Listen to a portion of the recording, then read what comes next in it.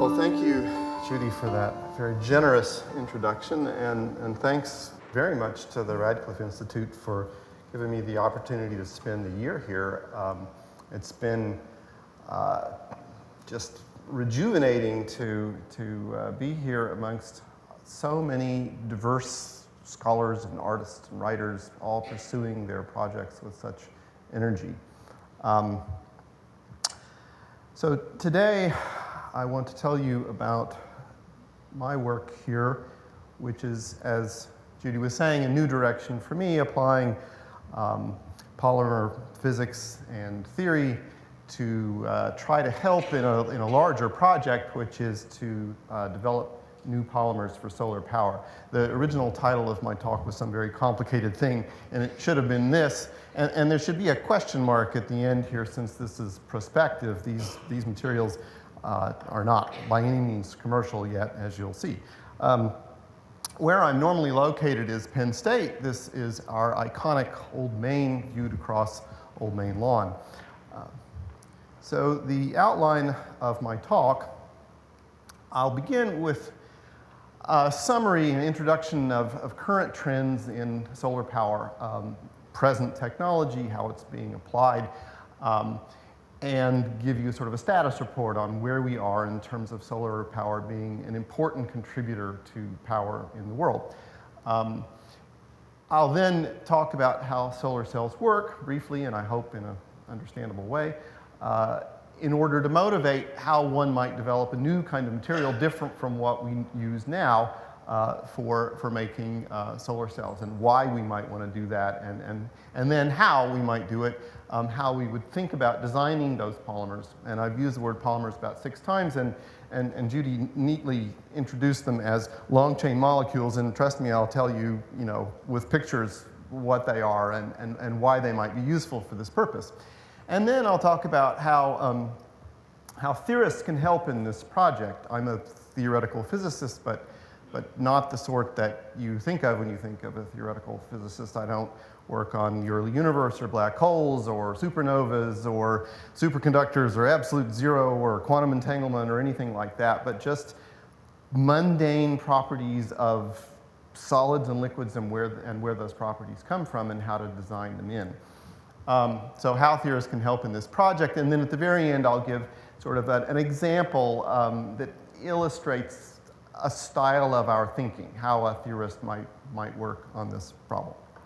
So it sort of funnels from the large to the particular.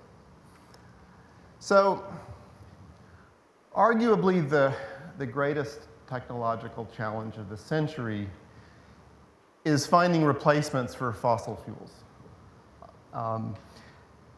Fossil fuels have been an incredible boon to humankind. I mean, they made the Industrial Revolution possible. They are indispensable in modern life in developed nations. And yet it's time, in fact, really past time, to begin to bid them goodbye.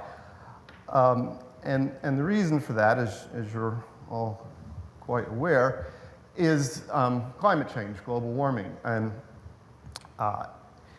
over the past 2 centuries, roughly, since the start of the second industrial revolution powered by burning fossil fuels, we've been returning carbon that was deposited over hundreds of millions of years, in 2 centuries into the atmosphere. And as a result, CO2 levels in the atmosphere have steadily risen, and that has led to the planet steadily warming. If you can draw a line more or less through this data, and particularly post-war, with more and more growth of fossil fuel use, and this trend is playing havoc with the climate. And so that is the most pressing reason, not the only reason, for wanting to replace fossil fuels. Now, this isn't going to be easy. Fossil fuels, oil, natural gas, and coal are uniquely convenient sources of chemical energy. They are useful for transportation fuels, for powering power plants to make electricity, for doing chemistry, all the petrochemicals industries based on this stuff, for doing metallurgy, for smelting metals from ores. And it won't be one thing that replaces them. So here's a list, all of which you've heard of things which can replace certain functions of fossil fuels in contemporary advanced nations. And these fuels will continue to play a role, I think, for a long, long time, especially for petrochemicals and for transportation, because they're just so convenient for carrying around a lot of power in a small place. I mean, for flying planes, for instance, you know, it's really hard to imagine how you could do that other than with chemical fuel. You could make that fuel with biofuels, but you're going to need those kinds of liquids into the indefinite future.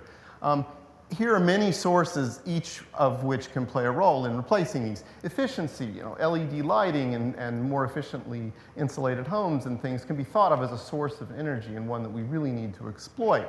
Geothermal, particularly for heating. Every heat pump is a cheap way of pumping heat from someplace into your house, and the cheapest place to get warmth in the winter is actually deep in the ground, not very deep, tens of feet in the ground. And that's something we should be exploiting, you know, universally. Hydroelectric power is clearly an attractive non-global warming form of power, but this is not something easily expanded because we've basically dammed all of the rivers that make sense to dam, and we've learned over decades about the environmental consequences of doing that, and it's not something that you're going to see a lot of growth in. Nuclear power. This is going to be an increasingly important source of electricity as global warming is more intensively addressed. I mean, currently in the US, something like 20% of our electricity comes from nuclear power, just as a benchmark. And then solar and wind, about which there's been a great deal of excitement in the past 5 or 10 years, but certainly in the past 5 years.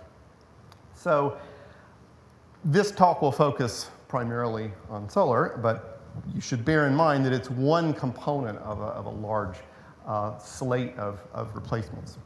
So where are we in this process now? So if you look worldwide at the amount of non-global warming energy and where it comes from, you find out that basically it comes in more or less equal shares from hydro and nuclear power. With solar and wind, just a tiny fraction, and all of this is only, you know, 12% of the total. This is total energy, not total electricity. And that shows you the scale of the challenge to grow this into something, you know, that's big on this scale. Okay. There are two different ways of getting power from the sun. One way is to use a bunch of mirrors to focus sunlight onto a single place, the top of this tower here, that you use to boil water, make steam, drive a turbine and a generator, much as you would in any kind of electric power generation plant. And this is a good idea in places where sunlight is strong and continuous. So the desert, North Africa, you know, the American Southwest, someplace like that.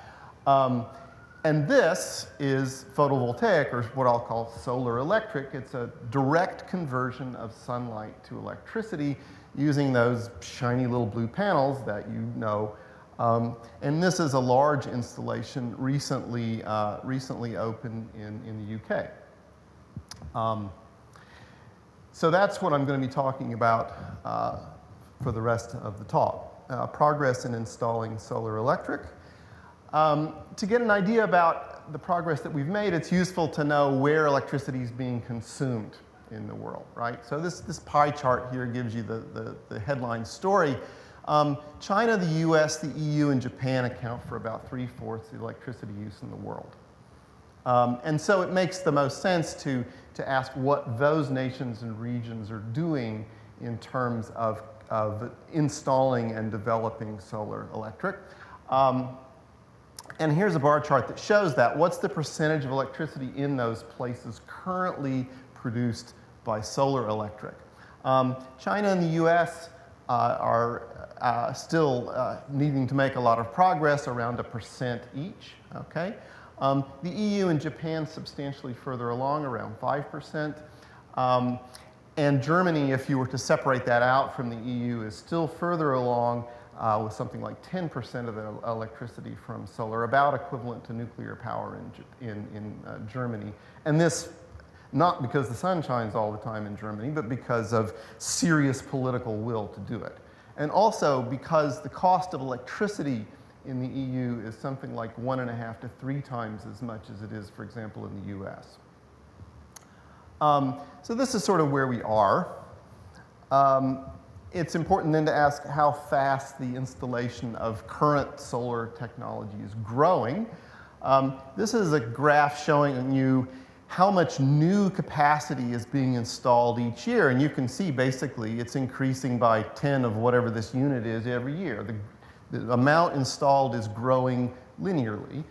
And so if you're trying to make an estimate of how long it would be before you were really serious about solar electric, if we're at 2% now in the world, how long would it take to get to 20%?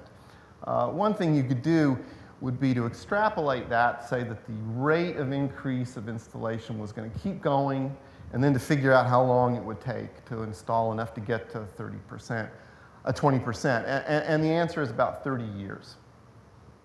Okay, so that's a way of measuring the size of the challenge.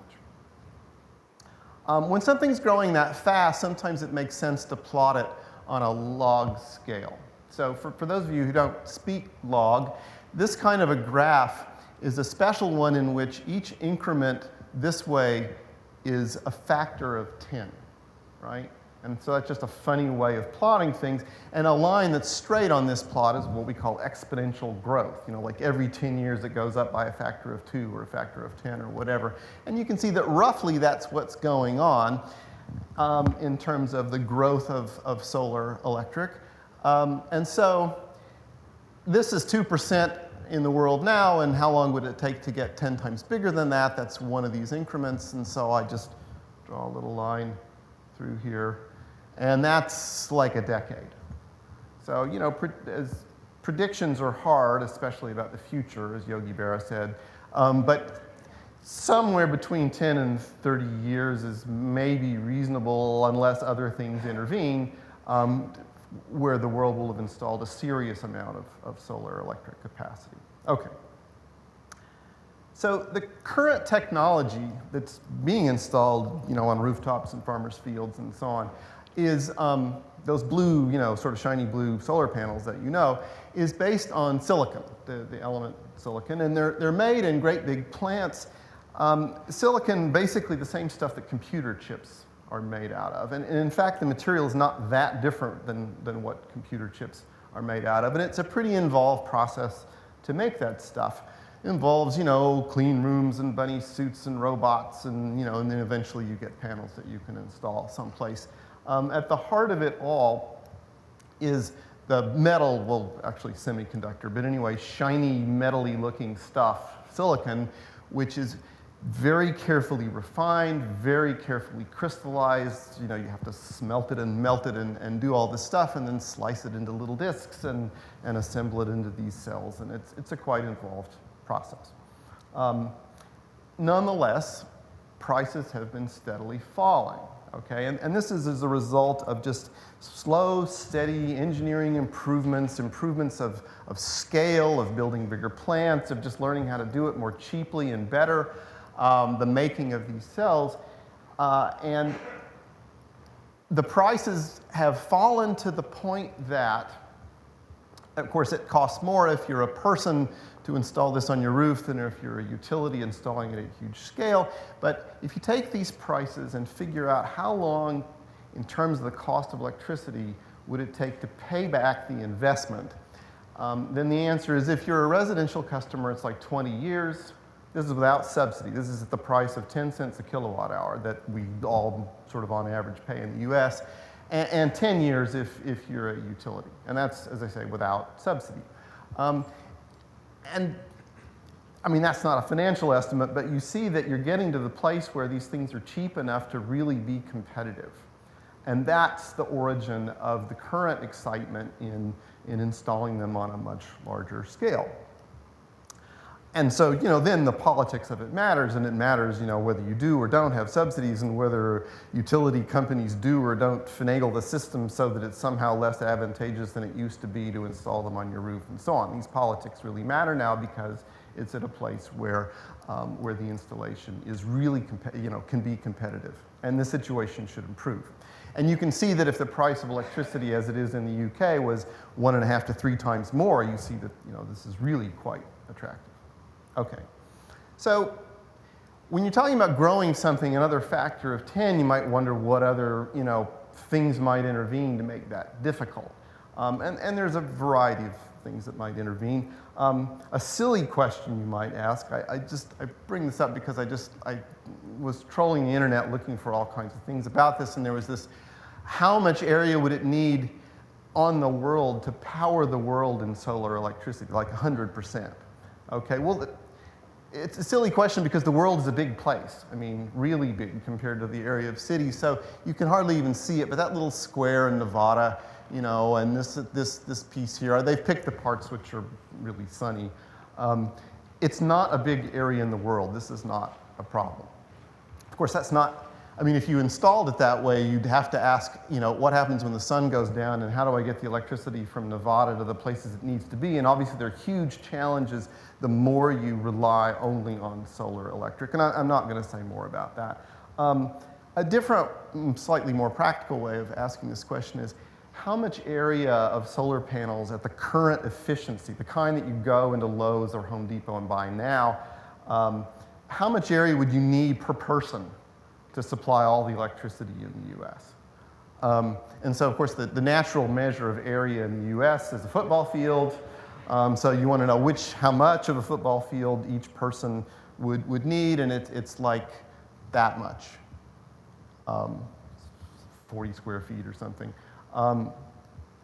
And if you think about that in terms of rooftops, right, it means that if solar energy, solar electric were really going to be commonplace, every neighborhood you went in, you'd be looking on roofs and you'd be seeing these things. And that's another measure of the scale of the challenge, right? They would have to be installed in that commonplace of fashion to be big contributors to electric power. Okay. So that's sort of the summary of where we are with the current technology. A different subject that I now turn to is what sort of possibly displacive materials are there that could be used in place of the shiny blue stuff that is currently used. And people have been working like crazy on this. We're not going to go through every one of these curves. Each one of these lines represents some kind of material. And all those little words there are different labs that have made records in how efficient a cell they make. This graph is efficiency versus year. So efficiency means how much of the sunlight shining on the cell gets turned into useful electricity. And out of this forest of graphs, I want to make a couple of remarks. First, this middle part, the blue ones, those are the tried and true materials. That's silicon. Okay, that's the stuff that's currently being installed. And the current efficiency of those things, and you can see this is not going up very fast. People have been working very patiently on this for 40, 50 years, and it's not, it's hard, okay? It's around 20%. So 20% of the sunlight that shines on the thing, gets turned into electricity. These ones up here, those purple ones, are efficient but quite expensive and not likely to be competitive with this because of that ever. But they're great if you're putting up a satellite, or if you're the Defense Department, or if you're sending off a deep space probe and you want to have something that very efficiently collects sunlight. Because efficient would mean smaller area for the same amount of electricity, right? It's just that these are really expensive. And then there's this little sort of innocuous little orange bunch down here, which have only really started being looked at, in the past decade or so, new materials. And these ones are different from those in a qualitative way. These things are all, to your eye, they would look like metals. They're hard materials, they're crystals, they're brittle. To produce them involves smelting things and high temperatures and stuff like that. These are chemicals. These are molecules. They're made by chemists, not by metallurgists. They come from chemistry and polymer chemistry and stuff, not from solid state physics. And so what I want to transition now to talk about is what are these new materials, why are they potentially interesting, and what advantages might they possibly have?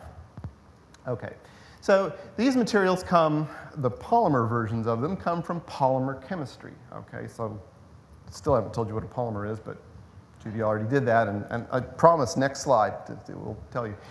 Anyway, the point is they're not made in these big factory clean room things. They're made in a continuous way in chemical plants.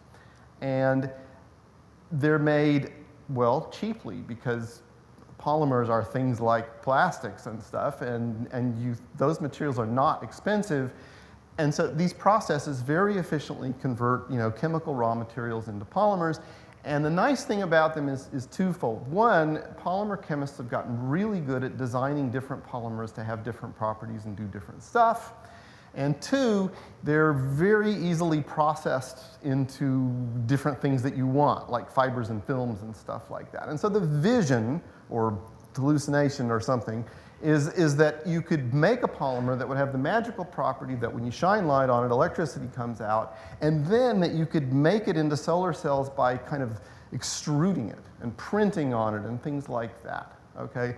Of that practical end of things, I will say no more. What I'm going to focus on now is what are these special polymers and how on earth could they do that? Okay, so what's a polymer? It's, like Judy said, a long chain molecule. So here is the very simplest polymer, polyethylene. It's a chain of carbons with hydrogens hanging off.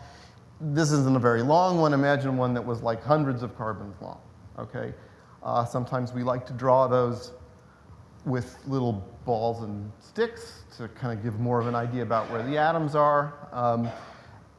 This one's straight, but a thing about these molecules is that they're flexible. Between these sticks, you can kind of rotate them around, and so it can make a very twisty shape as well as a straight shape. And so it means that just writing down the sequence of the atoms, or the monomers is the fancy word, or beads, you might say, the repeating units, beads like beads on a string.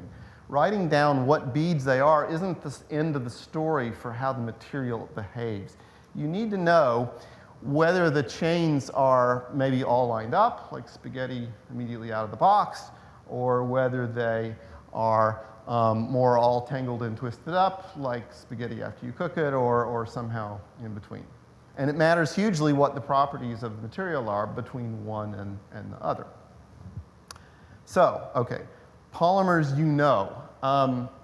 every one of you speaks polymers and uses them every day. Latex paint.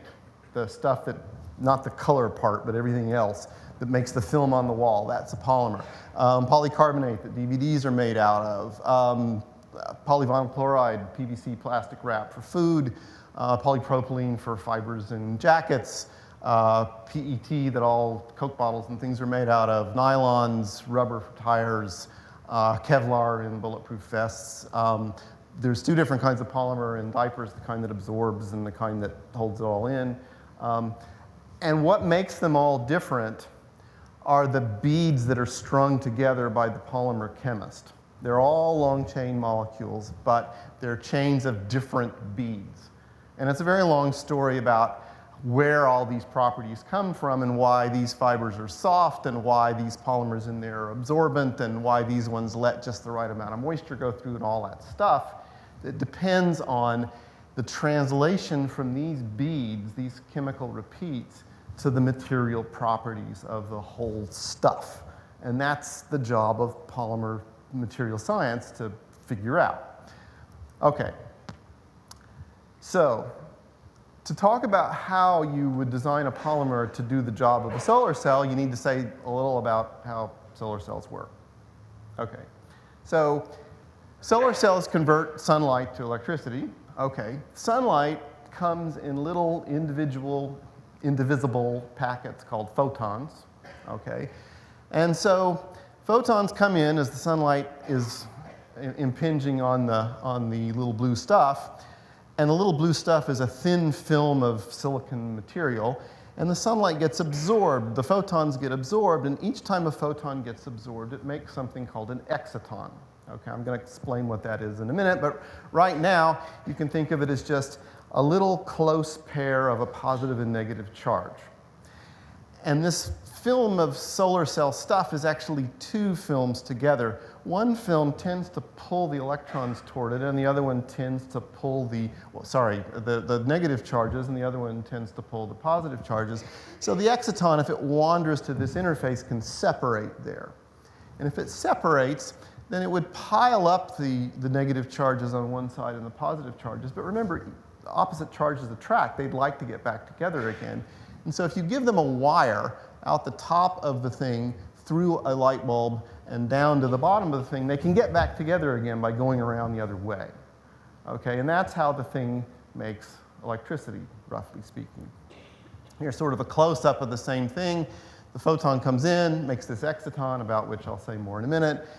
Somehow it separates into charges, which get gathered up by electrodes, by conductors on the top and bottom, special conductors that you can see through because the light has to get in. And then you gather it up and use it to do useful electrical work. Okay, so I want to say more about the electrons, the positive charges, and the excitons. And so now we're getting into the most technical part of the discussion. No equations, though. Well, actually, there's one.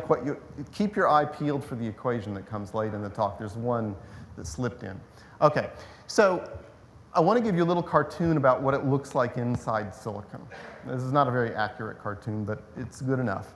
So silicon's made of atoms. Atoms have a nucleus, which is positively charged. It's a heavy thing. It's where all the mass of the silicon comes from. Basically, it's heavy. It's very point-like. And they're arranged in a kind of a regular array, sort of like a stack of cannonballs, but not touching exactly. So suppose we then assemble a crystal of silicon by first putting down the nuclei, which are all positively charged, like I said, and then I'm going to start adding the electrons. So the electrons are just the opposite. They're negatively charged, they're light, and they're kind of fluttery. They don't stay in one place very well. They sort of make a cloud. This is quantum mechanics, and I'm just trying to give you a feel for it. Anyway, the very first electrons I add see these positive charges and hover tightly around them. Those are very tightly bound because they're close and very strongly attracted. And then I add some more.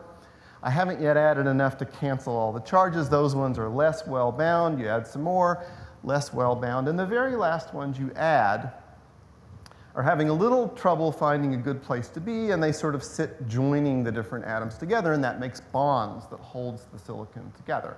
And those are the most weakly bound electrons in the whole thing.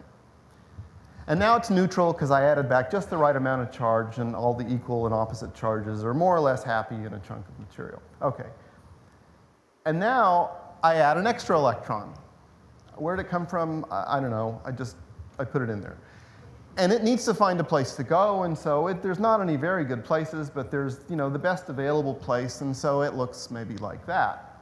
There's other equally good places, and so with certain kinds of materials, and silicon's an example, that extra electron can pretty easily go from one place to another. And when it does, that's current flowing, right? That's a negative charge moving around. So you might wonder, well, how does the positive charge move around, and do these little red nuclei have to move to do that? And the answer is no, they don't. I can make a positive charge by getting rid of an electron. Where did it go? Don't ask me. You'll find out in a minute. But if it were missing, that would be a hole. And with that thing in there, it was neutral. Okay?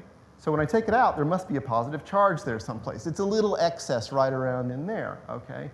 But now I can move that thing by moving that electron into that space, and so on and so on. And you see that the hole can move, but none of the red things moved. So positive charge can move too. That's an electron and a hole moving. An exciton is a pair of those near each other. How did it get that way? A photon came in and excited, that's the fancy word, the electron that used to be there to make it be in that state. And it could go back. Okay? And when it goes back, it would give up the energy that the light put in, and that would have to come out again either as light, which would be called fluorescence, or it could make the crystal vibrate, or anyway, that energy's got to go someplace. So what we need to do for the solar cell to work is for this exciton thing to make it to the junction and separate before it dies. And so it kind of wanders around in there, and then it has a heart attack, and you'd like the heart attack not to happen until it gets to the interface, because if it recombines, heart attack, then that energy is wasted.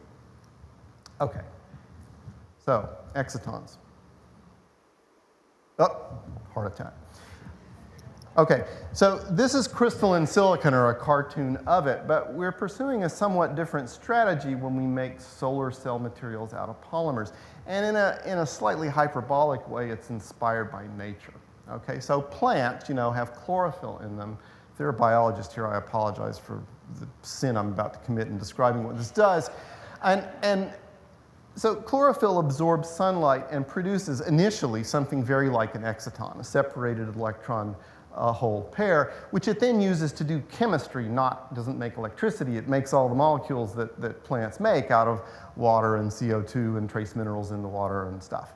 And so what we want to do is design the beads of the polymer, okay, to be such that they too can absorb sunlight locally, that their chemical structure locally, it's not like chlorophyll exactly, but somehow or other that there's an exciton that's part of the structure of this molecule, okay? And we can have two different beads, one of which maybe prefers the electrons and one prefers the holes, like we had the two flavors of silicon that make the junctions, and we're going to do all this with polymers now. And so the chemical structure of this is how we make it so that a photon coming in is tuned to the energy required to kick the most loosely bound electron up to the next most loosely bound state it could be in, to kick that little bond thing up to the little, round thing in the previous picture. And that energy has to be tuned right to sunlight, which has a certain spread of energies in it.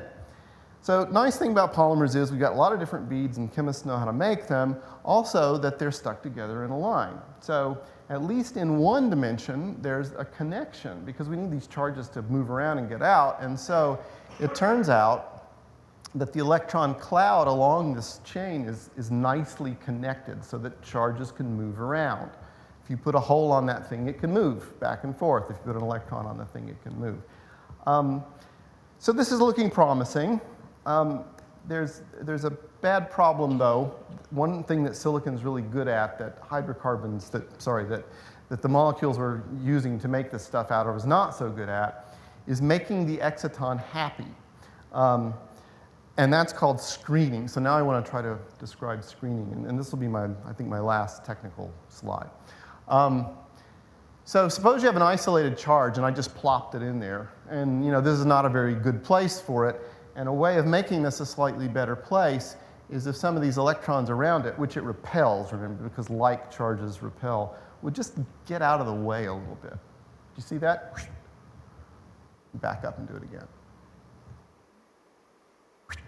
They moved out of the way. When they moved out of the way, that makes this region here a little more positive in some sense. So, roughly speaking, there's like a little pink sort of positive-ish place that this extra charge now likes a little better.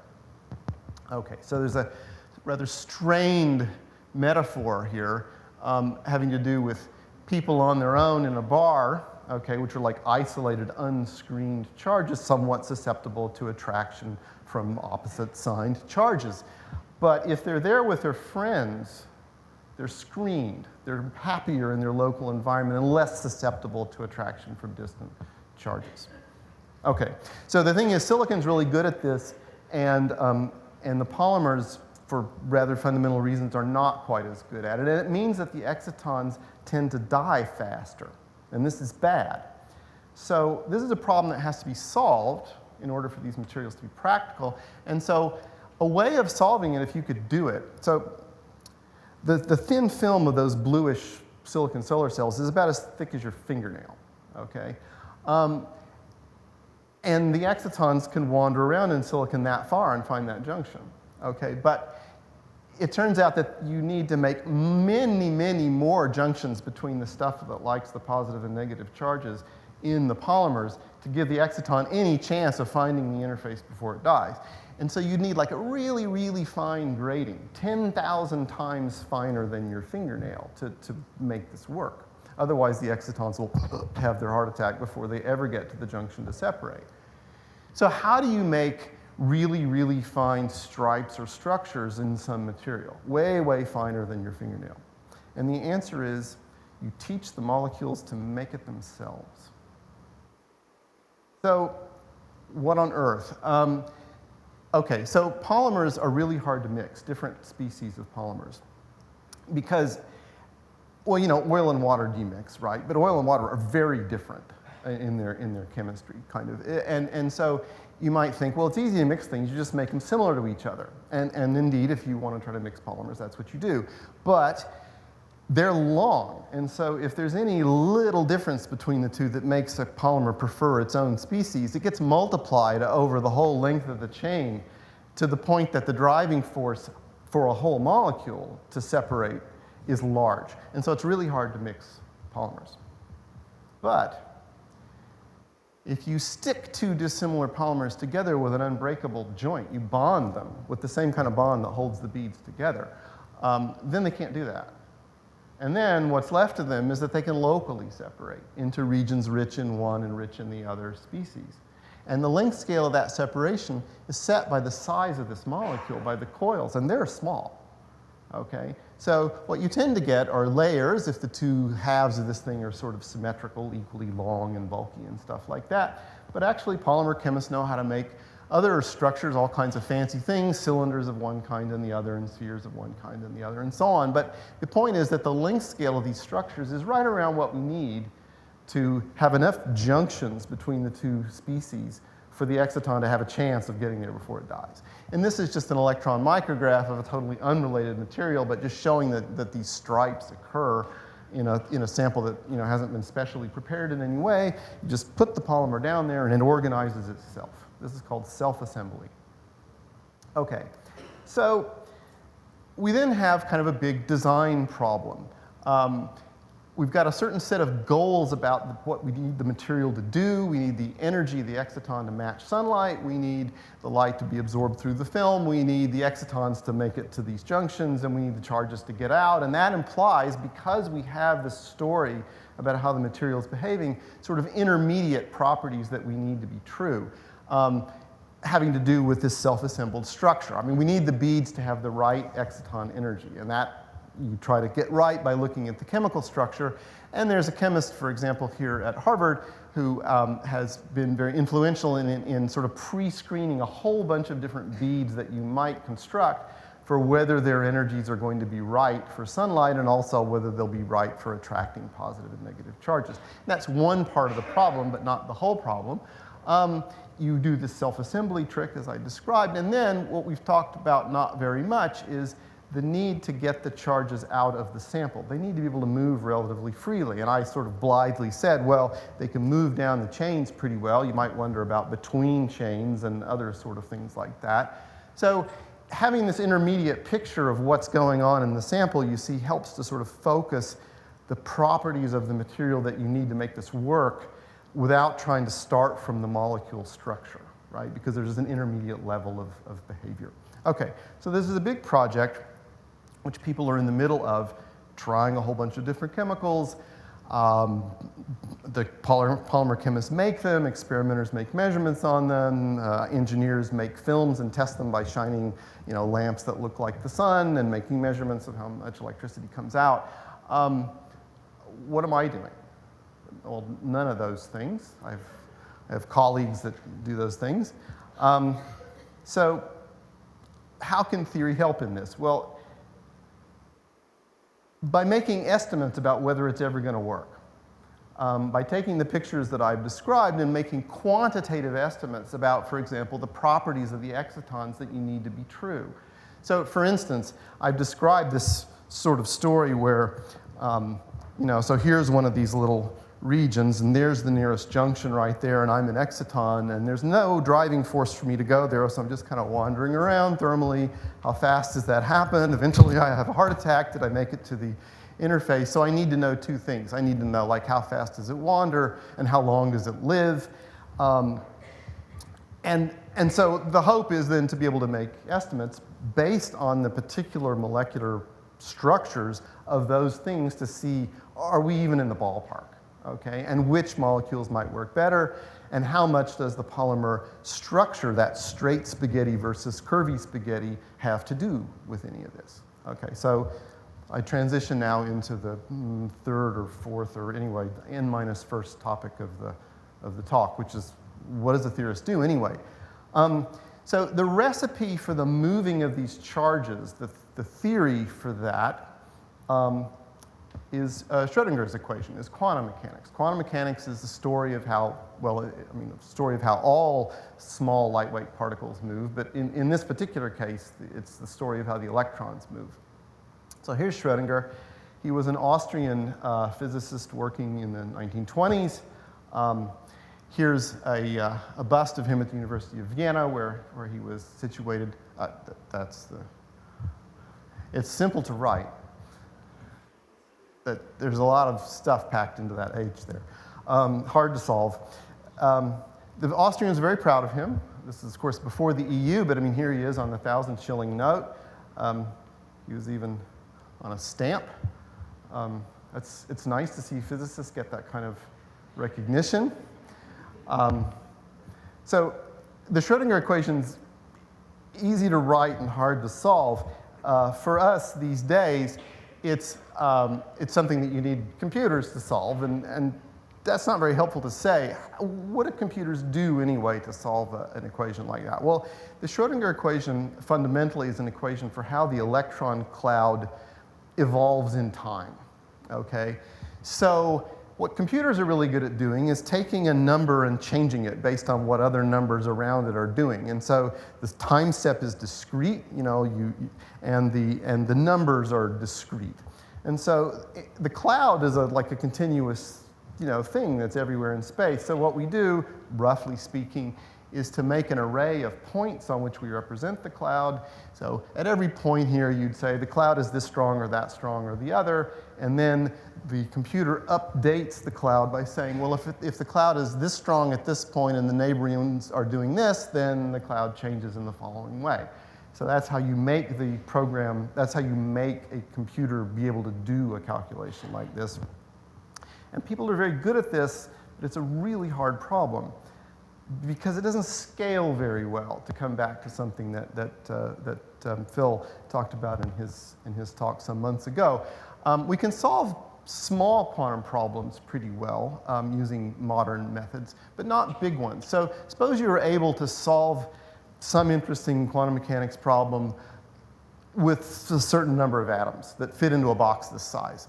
And then you decide, that wasn't big enough. I need a bigger piece, a bigger sample to answer some questions. So you make it twice as big. Well, right away, that's 8 times as many atoms, just because it's 3 dimensions, right? So there's 8 cubes in there when there was one of those.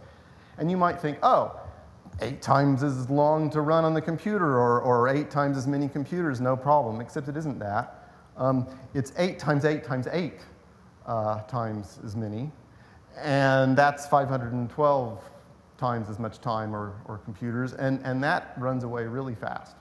So the trouble is that polymer materials are often disordered, as we said, and although you might like for your chains to be all lined up in nice crystals, that actually they're kind of wormy looking in at least some places, and this is not really under our control. And the worse than that is that, remember how the electron cloud was nice and spread out over the chain, but I drew it straight. There's little twists and turns and stuff in here, and if you twist this thing, it breaks the connection. For chemists, it screws up the conjugation, right? So how bad a problem is this? How twisty are those things, and how quickly does this break when you twist it a little bit? This is a question you need to ask, and you need to ask it a bunch of times, because you want to average over what's going on in this region to say, how bad is it? Okay? So the problem is that a charge moving around in here is going to see not a regular chain where any place looks the same as any other place, but a chain where the landscape is constantly changing. So the analogy for that is, you know, if you were going to take a wander in this landscape, that'd be pretty pleasant. It's, you know, it's not very hilly. You can kind of go any which way you want to go. A little more challenging in that landscape. Quite challenging to go wandering around in this one, and you know, a death sentence to go wandering around in that one. So the degree of disorder of the landscape impedes the motion of you and also of the charges that we need to get out of the sample.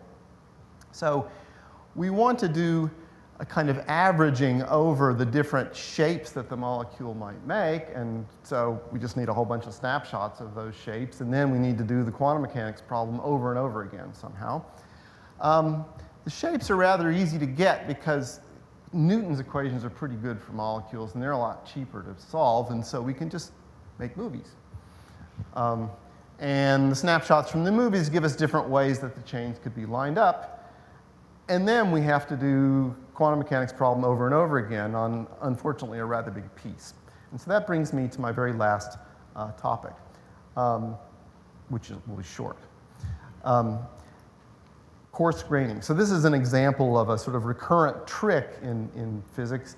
What do you do when a problem is too hard? Well, if you can't solve the problem, you make it simpler. This is Polya's dictum, George Polya, a mathematician, who wrote this audaciously titled book, How to Solve It. Doesn't specify, you know. It's a great book. It's about the way to think about solving math problems. He didn't actually say that, unfortunately. The book's, what it really says is if you can't solve a problem, then there exists an easier problem you can solve. Find it. But, you know, as Yogi Berra said, I really didn't say everything I said. So anyway, how do you make this problem simpler? You lower your standards. So instead of trying to keep track of what the cloud is doing everywhere in space or on some really fine grid, let's just keep track of whether the electron is on this ring or that ring or the other ring. And then I greatly reduce the number of numbers that the computer's having to keep track of, and that makes the problem a lot easier.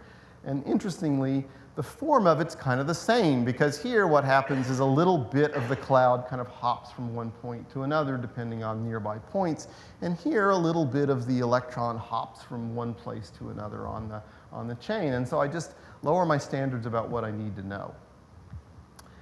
So down here, the hopping probability, if you want, is a fundamental property of electrons. Okay, up there, it's got something to do with the chain, and you need to know what this is. And the way you find out those numbers that describe this coarse-grained theory is you need to solve the same problem two different ways, the fancy way and the simple way. And so that's done by looking at a small enough piece that you can actually do the real, the real highfalutin Schrodinger equation on it, and at the same time, apply the simpler model to figure out what it would do. So here you see is a little twisted piece of chain, just a very tiny piece with a twist. Remember, it's twist we're worried about, breaking the chain. And gosh, it's got these ends which are awful. We want it to be part of a chain. So we introduce these magic windows on either side here. Magic window where if you go through, you magically come out over there. So you're walking along the chain, and then you come over here. And so it sort of looks like you're on a long chain. Anybody recognize those? No fans of, nobody's heard of Portal? Ah, good. So there's this marvelous video game called Portal, which I encourage you to waste some days and weeks playing. It's a first-person non-lethal shooter. You're supplied with this magical gun which shoots these two little rings and makes these portals, and if you step through that blue one, you come out the orange one. So a man can do this. It's periodic boundary conditions. So we solve the problem in the two different ways. We progressively twist the chain. We see how this connection is progressively breaking. We compare, never mind about the spaghetti of curves. The fact that these lines lay on those lines means things are working. What comes out of it is how bad that connection breaking is as a function of how much I twist. And then you see if you use that together with knowing how twisty the chains were, you are in a position to diagnose how bad the failure of these connections is in the actual material. Which brings me to sort of the present day. That is, we've developed these tools, we want to apply them in various ways, and this is sort of a flavor of how these tools work. And so I'm exactly 3 minutes over. So let me conclude by just reminding you of the main points I wanted to make. I mean, first of all, solar electric power is not the only thing to replace hydrocarbons, but certainly a key element of a realistic approach to climate change. And it's a huge job, but one that the world is, very significantly engaged in to install solar electric on a meaningful scale. Polymer-based materials, those upstarts down there, may offer an attractive alternative to silicon, and the attraction comes from the advantages of polymer chemistry in providing a very versatile slate of materials and the ease of processing them once you have them, and tricks like self-assembly and so forth. And materials theory, such as I practice, can be a useful guide to navigate the huge design space of all those different molecules and how you might build them. And with that, I'll stop and take any questions.